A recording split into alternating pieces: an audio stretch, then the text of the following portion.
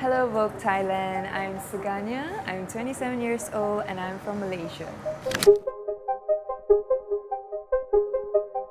So I started 3 years ago and it was like on a random day I decided, okay, I'm going to sign up with my current agency that I'm in. So I decided and I was like, okay, I'm going to do it tonight. And then I came back from dinner and they had a huge casting call. And I felt like when I saw that, maybe it was a calling, maybe it was time to start, you know. And so I applied, I got selected and I started with my agency back in Malaysia. It's called the Models Lab KL. And it was a slow journey for me first. And then right after 1 year of modeling with them, a year later, I got my first ever magazine cover and I never looked back since. What did you think when you tried to cast to be a model at that time? I was very worried because I have no fashion background. I was a biomedical science graduate, so I come from a super studious, you know, I got to study all the time. I didn't come from fashion or anything like that, so I didn't know what I was going for. I didn't know what I was expected to do, but I just went for it, and it was pretty chill actually. It was quite relaxing, and yeah, it was not very stressful as I thought it would be. I feel like, to be honest, I've only started 3 years.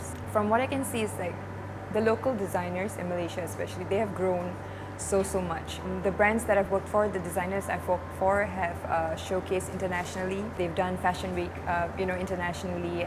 They've also came out on Vogue. So I feel like growing up, looking at them and then looking at them now, I feel like it's a huge growth for all the local, a lot of the local designers in Malaysia. And as for the models, I think the local models are being more uplifted, I would say. We are being much more recognized, more supported. But I think when it comes to inclusivity and diversity, as much as it is present, I think we can still do better. We can still work, especially when it comes to representing plus-size models in Malaysia.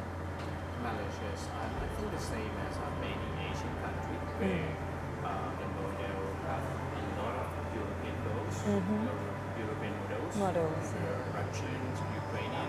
I think in Malaysia, personally, I've never felt like there was a huge competition because I think coming from a really reputable agency also helped me, you know, not have that many competition, I would say.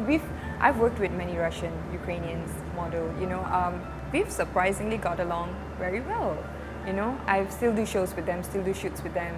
So I think right now, there's like a certain kind of harmony working together with them.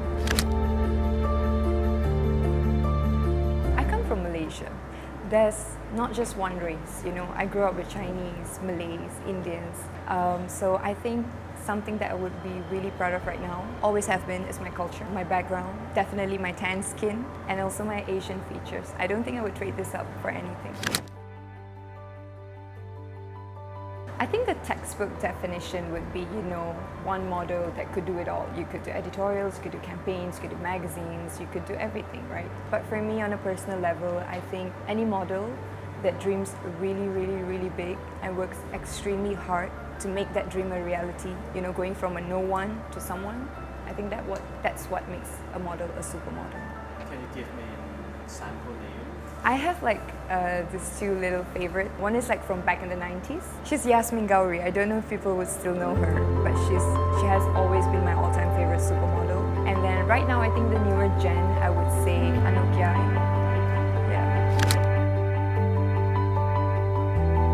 I think like I've mentioned, it's been really amazing.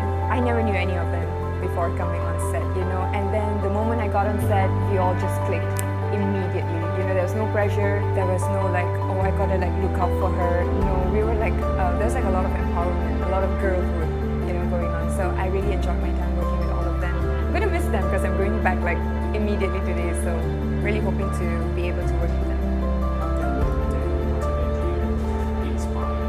After having, you know, after speaking to them, I think I've learned a lot about like their background, their working styles, where they come from. You know, it's very different from where I'm from.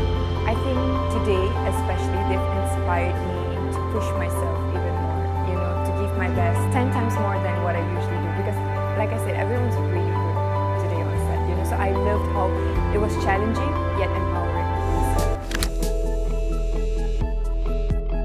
I think think to start off, I think it's a really impactful term. I would use it, you know, but I think it also serves as a reminder, like us Asians, we can do it too.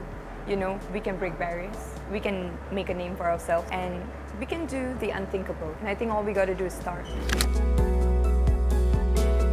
Oh, fans, I don't know if I have any, but if I do, I would like to say, first of all, thank you so much for supporting me and believing in me and in my career thus far.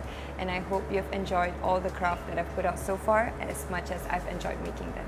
Please stay tuned for Vogue January 2025.